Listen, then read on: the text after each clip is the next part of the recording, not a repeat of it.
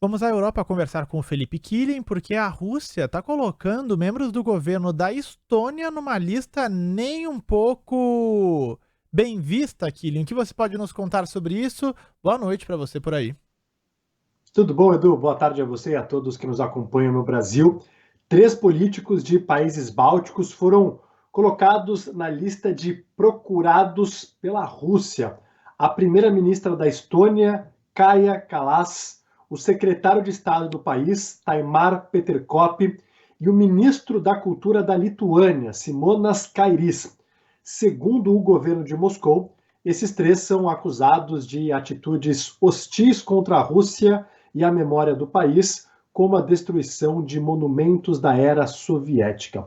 A premier da Estônia, a Kaja Kallas, é também uma das principais vozes na União Europeia para ajudar a Ucrânia nessa guerra contra a Rússia. Ela, inclusive, se manifestou por meio do Twitter, disse que essa atitude do governo de Moscou não surpreende e que mostra que ela está fazendo a coisa certa ao apoiar a Ucrânia.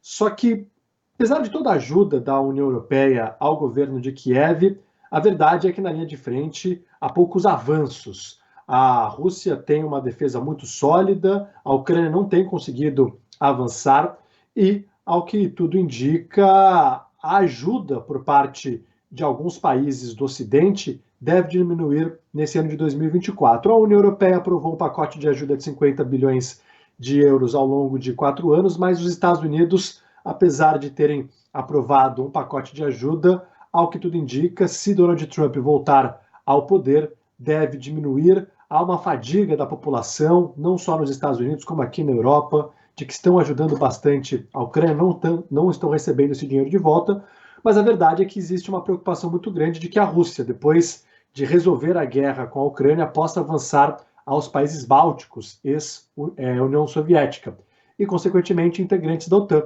E aí seria uma guerra direta entre a Aliança Militar do Atlântico Norte e o exército russo.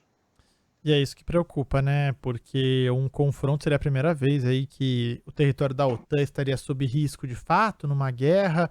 O Trump já disse que não vai proteger, né, mais esse território da OTAN se os países não investirem lá os 2% negociados da aliança, ou seja, é o mundo mais uma vez vivendo dessas pressões e tensões militares que a gente vê eclodir em diferentes pontos, não só aí na Europa, né, como a questão da Rússia na Ucrânia, mas também no Oriente Médio com a guerra entre Israel e Hamas e também as preocupações que se desenrolam não só na Europa, mas também ali na Península da Coreia.